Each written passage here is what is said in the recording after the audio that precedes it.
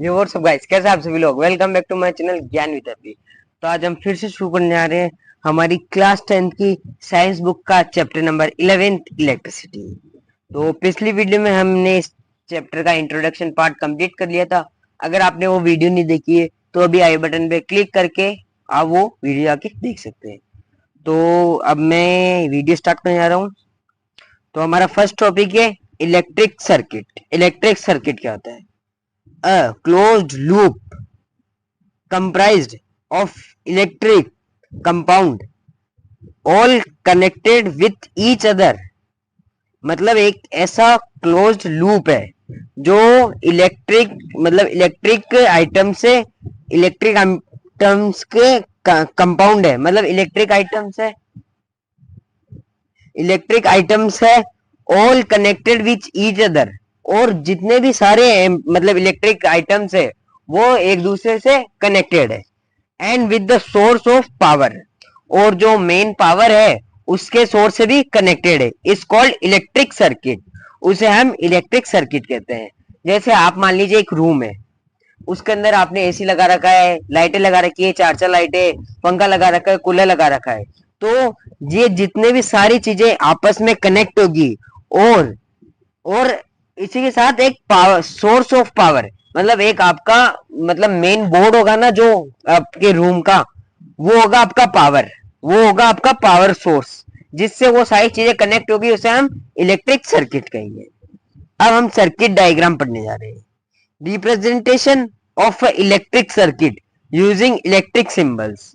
Circuit diagram में represent होता है इलेक्ट्रिक सर्किट हम रिप्रेजेंट करते हैं by using electric symbols. Electrical symbols मतलब जैसे सेल का अलग, बैटरी का अलग, बल्ब का अलग। तो ऐसे डिफरेंट टाइप के सिंबल्स से मैं आपको वो आगे बताता हूँ। तो ये कुछ 11 हमारे इलेक्ट्रिक सिंबल्स है। इधर हमारे कंपाउंड्स है, मतलब जो जो आइटम इलेक्ट्रिसिटी चलते हैं, और इधर उनके सिंबल्स है। तो सेल, फर्स्ट हमारा है सेल। तो सेल का सिंबल होता है ऐसे एक लाइन, और जो पॉजिटिव होती है वहां बड़ी लाइन होती है, और जो नेगेटिव होती है वहां छोटी सी लाइन होती है। आपको दिख रहा होगा ये छोटी है और ये बड़ी है। तो पॉजिटिव में बड़ी होती है और नेगेटिव में छोटी होती है। और फिर बैटरी मतलब दो चार सेलों को मिक्स करके बनती बैटरी। तो बैटरी का सिंबल ये रहता है, एक प्लस मतलब पॉजिटिव, फिर negative positive negative positive negative positive, फिर लास्ट में नेगेटिव और फिर से लाइन। और ये कॉम्बिनेशन ऑफ सेल का कॉम्बिनेशन करेंगे तो हमें भी यही सिंबल मिलेगा। प्लग और की और स्विच। एक प्लग होता है, की भी स्विच, मतलब अपने स्विच होता है जिससे हम ऑन ऑफ करते हैं। उसका सिंबल होता है एक ऐसा, फिर ऐसे ऐसे दो ब्रैकेट, फिर लाइन। ये हमारा ओपन, मतलब स्विच अभी ओपन है, मतलब ओपन स्विच अभी खुल चालू है। और नेक्स्ट हमारा ऐसे हो गया ऐसे, जिसके अंदर एक डॉट लग जाता है बीच में। आपको दिख रहा होगा तो ये एक बीच में डॉट है जिसे हम क्लोज्ड। अगर ये डॉट बना हुआ होगा तो हमारा स्विच क्लोज्ड होगा। ज्वाइनिंग ऑफ वायर की ज्वाइनिंग होगी तो सिंपली हम ऐसे करके और यहाँ डार्क कर देंगे। Wire crossing each other, wire एक दूसरे को क्रॉस करेंगे तो पहले एक सीधी लाइन, फिर इसको ऐसे घुमा लेंगे और इसको ऐसे कर देंगे। तो ये wire crossing each other. Electric bulb का साइज मतलब वो होता है सिंबल हार्ट शेप जैसा, मतलब ये ऐसा आके फिर ऐसे ही ऊपर घूम जाएगा और ऐसा आके ऐसे हो जाएगा। और आप इसको ऐसे भी बना सकते हो बल्ब का बना के, और बी लिख के बीच में, और ऐसे ऐसे रोशनी कर सकते हो। रेजिस्टेंस ऐसे हो गया, ऐसे ऐसे होता है। और ये रेजिस्टेंस है, ये एक पूरा टॉपिक है जिसे हम आगे पढ़ेंगे। वेरिएबल रेजिस्टेंस, इसमें ऐसे ऐसे होके और एक एरो आता है जो नेगेटिव। और रेजिस्टेटिव, इसमें भी सेम एरो आता है। वोल्ट मीटर सेम, बस बीच में यहाँ वी आ जाता है। मेजरिंग वोल्टेज, मतलब कितने वोल्टेज का है वो मीटर मेजर, मतलब वोल्टेज मेजर करता है हमारा वोल्ट मीटर। और ammeter, measure of electric current. Ammeter को हम मेजर करता है ये इलेक्ट्रिक करंट कितना है वो हम एमीटर से मेजर करते हैं। और इसका सिंबल भी सेम होगा वोल्ट मीटर के जैसे, बस बीच में ए होगा। अब हम एक एग्जांपल देखते हैं, सर्किट डायग्राम बनाते हैं। तो पहले हमने यहाँ एक बैटरी लगाई, बैटरी का सिंबल ये था तो हमने यहाँ एक बैटरी लगाई। फिर हमने यहाँ से वायर भेजा तो ये इलेक्ट्रिक करंट पास हो रहा है, तो इलेक्ट्रिक करंट को हम आई से डिनोट करते हैं। फिर हमने यहाँ एक बल्ब लगा दिया, बल्ब के बाद हमने फिर से आगे भेजा वायर और एक रेजिस्टेंस लगा दी, जिससे मतलब वो कम हो जाती है, हमारी एनर्जी कम होती लूज। फिर हमने यहाँ आगे जाके यहाँ एक अमीटर लगा दिया, मतलब कितना इलेक्ट्रिक करंट पास हो रहा है। ध्यान रखना ये अमीटर का जो पॉजिटिव है वो बैटरी के पॉजिटिव से कनेक्ट होगा, मतलब पॉजिटिव यहाँ से जा रहा है तो ये भी पॉजिटिव से कनेक्ट होगा, फिर ये नेगेटिव है तो ये यहाँ से जा रहा है तो ये भी नेगेटिव से होगा। फिर हमने यहाँ एक स्विच लगा दिया जिसे हमने ऑन कर दिया, तो ये हमारा करंट पूरा फ्लो हो रहा है। फिर हमें पता करना है कि बल्ब की कितनी वोल्टेज है, तो हम बल्ब के आइडो साइडो में एक वायर निकाल के यहाँ वोल्टेज लगा देंगे। तो इसमें भी देखिए अब ये प्लस का जा रहा है पॉजिटिव, तो ये जाके यहाँ पे भी प्लस का ही बनेगा, तभी हम इसकी वोल्टेज, अगर हमने माइनस लगा दिया तो हम वोल्टेज नहीं कर सकेंगे। यहाँ आई इज इलेक्ट्रिक करंट, ये आई है ना, ये हमारा इलेक्ट्रिक करंट है, इलेक्ट्रिक करंट ऐसे फ्लो हो रहा है। एरो, अगर आप एरो नहीं बनाते हो तो आपके नंबर कट सकते हैं, क्योंकि एरो बनाने से आपको ये पता पड़ जाता है कि इलेक्ट्रिक करंट किस डायरेक्शन में फ्लो कर रहा है। इलेक्ट्रिक वोल्टेज, वोल्टेज मेजर करने का ये वी हो गया, आर हमारा रेजिस्टेंस हो गया जो इलेक्ट्रिक करंट को वेस्ट नहीं होने देता है। अमीटर जिससे हम इलेक्ट्रिक करंट को मेजर कर रहे हैं कितना इलेक्ट्रिक करंट पास हो रहा है, और ये के हमारा की हो गया जिसे हम स्विच भी बोलते हैं। Next topic is electric potential, जिसे हम वी से डिनोट करते हैं। इलेक्ट्रिक पोटेंशियल क्या होता है? To bring a unit positive charge मतलब Q for initial to certain point, एक यूनिट है पॉजिटिव चार्ज की, उसे इनिशियल पे है वो, उसे एक हमें सर्टेन पॉइंट पे लाएंगे, then work done by the charge is called electric current, और जो वर्क डन होगा उस चार्ज से वो उसे हम इलेक्ट्रिक पोटेंशियल कहेंगे ऑफ दैट पॉइंट, उस पॉइंट का इलेक्ट्रिक पोटेंशियल कहेंगे। It is represented by VA, इसे हम VA से भी रिप्रेजेंटेट करते हैं। तो हम इलेक्ट्रिक पोटेंशियल का फॉर्मूला देखेंगे, तो electric potential equals to work done by charge upon charge, मतलब कितना वर्क डन करा है चार्ज ने और चार्ज। तो इलेक्ट्रिक पोटेंशियल को हम VS से डिनोट करते हैं, वर्क डन मतलब W, और चार्ज को हम Q से करते हैं, तो VA equals to W upon Q हमारा इलेक्ट्रिक पोटेंशियल का फॉर्मूला बन जाएगा।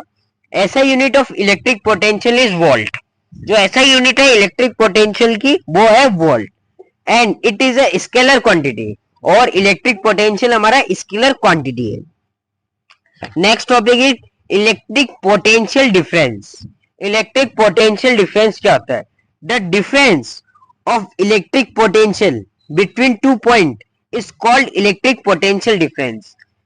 वो difference electricity electric potential between two points, मतलब वो डिफरेंस जो एक पॉइंट से दूसरे पॉइंट के बीच में जो डिफरेंस आता है इलेक्ट्रिक पोटेंशियल का, उसे हम इलेक्ट्रिक पोटेंशियल डिफरेंस कहते हैं। अब इसका फॉर्मूला देखते हैं हम क्या है। इलेक्ट्रिक पोटेंशियल डिफरेंस का हमारा फॉर्मूला है V equals to VA minus V, मतलब A हमारा एक पॉइंट है और B हमारा दूसरा पॉइंट है, तो बड़े पॉइंट को छोटे पॉइंट में से माइनस करेंगे तो we get electric potential difference. Here V is electric potential difference. VA is potential of point A and B is potential of point B.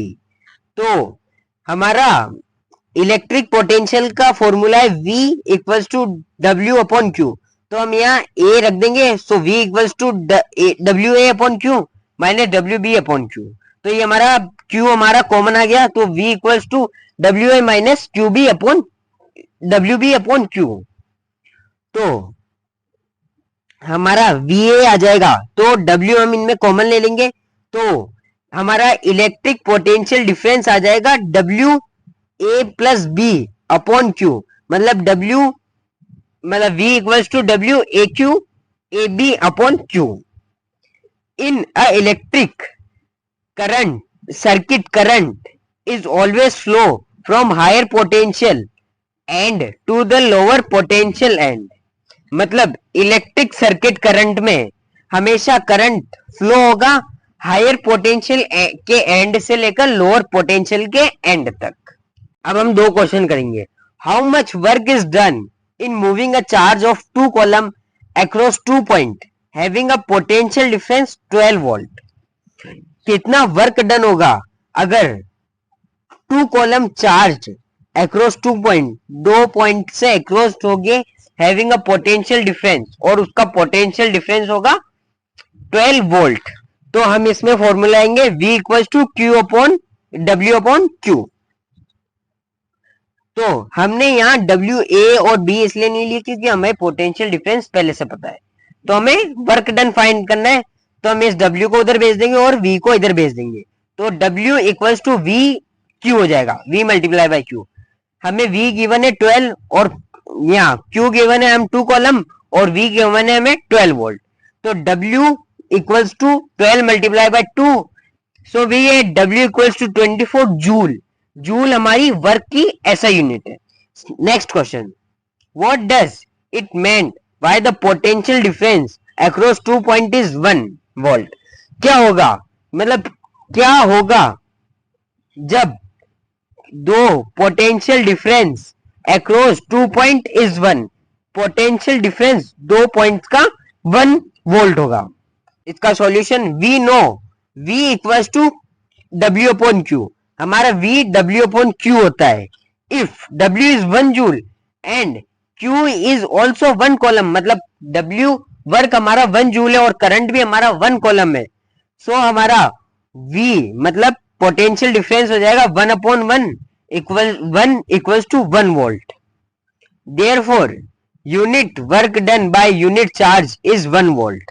अगर वर्क डन और करंट की यूनिट मतलब चार्ज की unit अगर same होगी तो हमारा potential difference आएगा 1। अब हम पढ़ेंगे एक ओम्स लॉ। तो ये ओम है ना, हमारा वो नहीं है, ये इंडियन नहीं है, it is a given by a German scientist.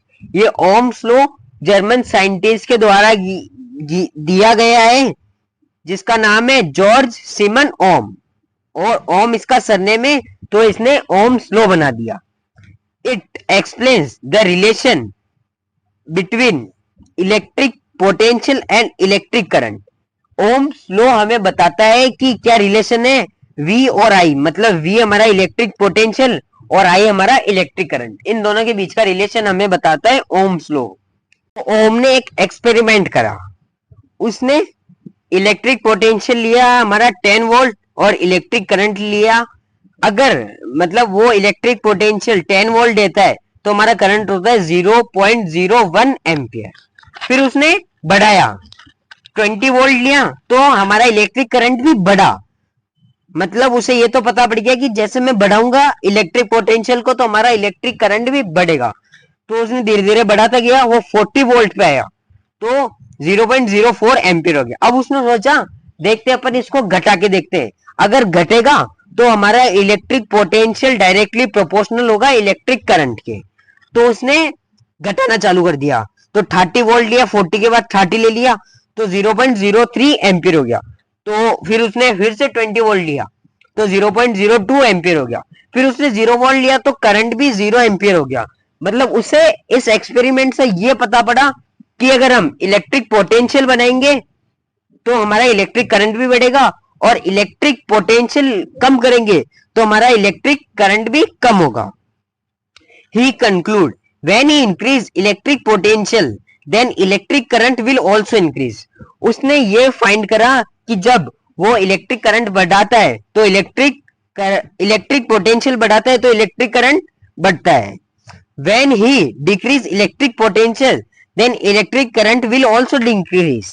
जब उसने इलेक्ट्रिक पोटेंशियल को कम करा तो उसका इलेक्ट्रिक करंट भी कम हुआ।